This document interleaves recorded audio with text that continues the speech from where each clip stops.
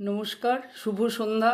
আজ শনিবার 20 জুন, ইংরেজি 2026, বাংলা 1433, 5ই আষাঢ়। হসলা রেডিও থেকে খবর পড়ছি। হসলা সদস্যা কৃষ্ণা মিত্র।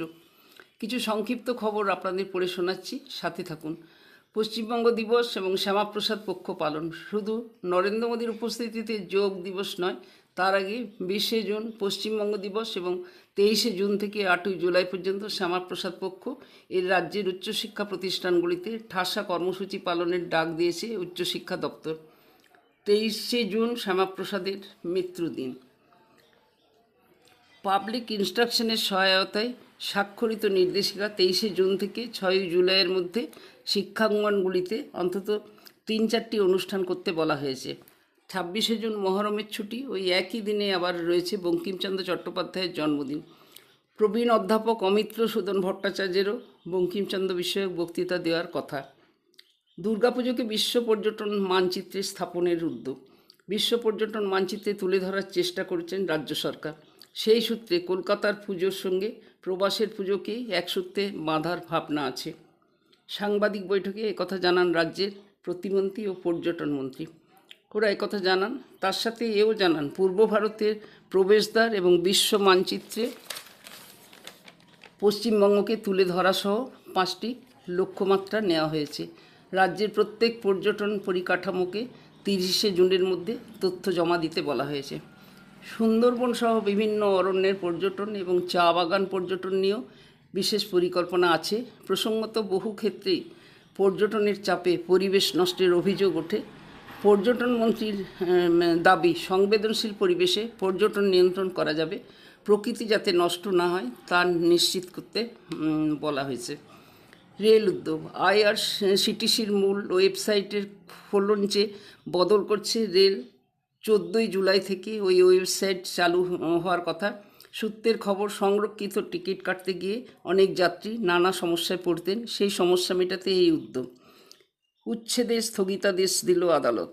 যাদবপুর, মথুরাপুর, বালিগঞ্জ, ব্যান্ডেল সহ রাজ্যের বিভিন্ন স্টেশনে হকার উচ্ছেদের উপরে স্থগিতাদেশ দিল কলকাতা হাইকোর্ট।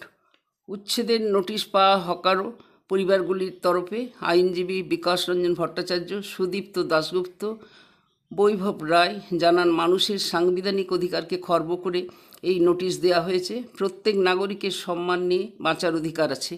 হকার ও বস্তিবাসীদের এইভাবে বিপদে ফেলে আচমকা বুলডোজার দিয়ে সব গুঁড়িয়ে দিতে পারে না সরকার। একজনের স্বাধীনতার জন্য আরেকজনের স্বাধীনতা খর্ব করা যায় না। সরকার যাতে প্রান্তিক মানুষের রুটি রুজির এই প্রশ্ন বিবেচনা করে, সেই দাবি আমরা বিধানসভায় তুলব। খবর শুনছেন হসলা রেডিও বার্তা থেকে। পরিষেবা বন্ধের বিরুদ্ধে আদালতে গেল টেলিগ্রাম। নিট পরীক্ষার প্রশ্ন ফাঁস হওয়ায় আশঙ্কায় দেশে গতকাল থেকে টেলিগ্রাম অ্যাপের পরিষেবা আগামী 22 জুন পর্যন্ত বন্ধ রাখার সিদ্ধান্ত জানিয়েছিল কেন্দ্র। আজ ওই সিদ্ধান্তকে চ্যালেঞ্জ করে দিল্লি হাইকোর্টে মামলা করল টেলিগ্রাম। অন্যদিকে সরকারের ভেঙে পড়া শিক্ষা ব্যবস্থার কারণেই পরীক্ষার্থীদের দুর্ভোগ ও আত্মহত্যার ঘটনা ঘটছে। গতকাল 2জন নিট পরীক্ষার্থী আত্মহত্যা করেছেন। প্রতিবাদ সভায় সরব হলেন এই নিয়ে কংগ্রেস নেতা রাহুল গান্ধী। সাইবার প্রতারণায় এগিয়ে রাজ্য, যে 3 রাজ্যে অ্যাক্সিস ব্যাংকে সাইবার প্রতারণা হচ্ছে, সবচেয়ে বেশি তার মধ্যে রয়েছে পশ্চিমবঙ্গ। মূলত সীমান্তবর্তী জেলাগুলিতে এই ধরনের ঘটনা বেশি হয় বলে উঠে এসেছে তাদের সমীক্ষায়। অ্যাক্সিস ব্যাংকের আর্থিক অপরাধ ও প্রতারণা প্রতিরোধ বিভাগের কর্তা গৌরব গুপ্ত বলেন, ব্যাংকের 6200টি শাখার মধ্যে 700টি প্রতারণা প্রবল বলে চিহ্নিত হয়েছে। প্রবীণ সব গ্রাহকের মধ্যে সচেতনতা বাড়াতে প্রচার চালাচ্ছেন তারা। রাজ্যপালের ভাষণে ভয়মুক্ত বাংলা। গত বিধানসভা নির্বাচনের প্রচার পর্বে বিজেপি নেতৃত্ব বারবার ভয় আউট, ভরসা ইনের স্লোগান দিয়েছিলেন। রাজ্য বিজেপি সরকার গঠিত হওয়ার পরে প্রথম বাজেট অধিবেশনের সূচনায় বৃহস্পতিবার রাজ্যপাল RN রবির বক্তৃতায় উঠে এলো ভয়মুক্ত পশ্চিমবঙ্গের কথা।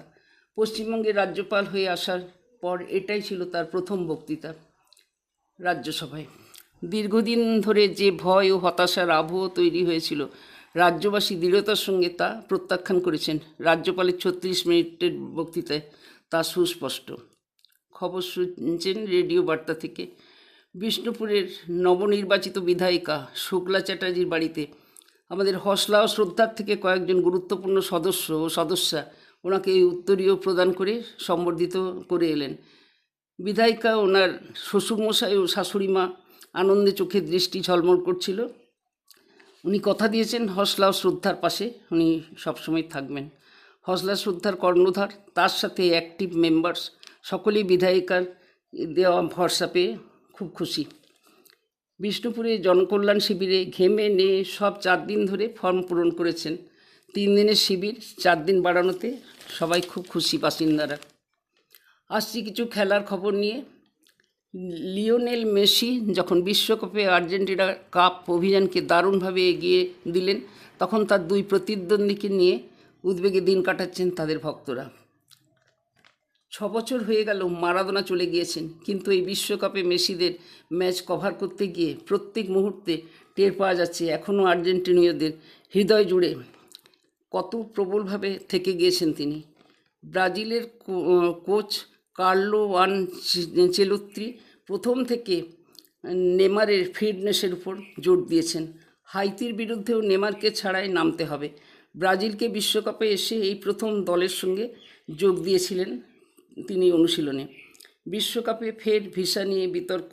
শনিবার জার্মানির বিরুদ্ধে গুরুত্বপূর্ণ ম্যাচ হয়েছে আইভরি কোস্টের, কিন্তু সেই ম্যাচের আগে ধাক্কা খেল তারা, কারণ তাদের স্ট্রাইকার এলিয়ে ওয়াহিকে ভিসা দিল না কানাডা।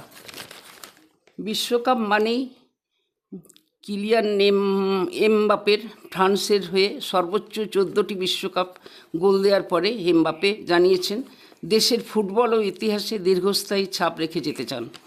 যদিও বিশ্বকাপে কোনো দলই নিশ্চিত থাকতে পারে না, প্রত্যেকটি ম্যাচই নতুন লড়াই শূন্য থেকে শুরু করতে হয়।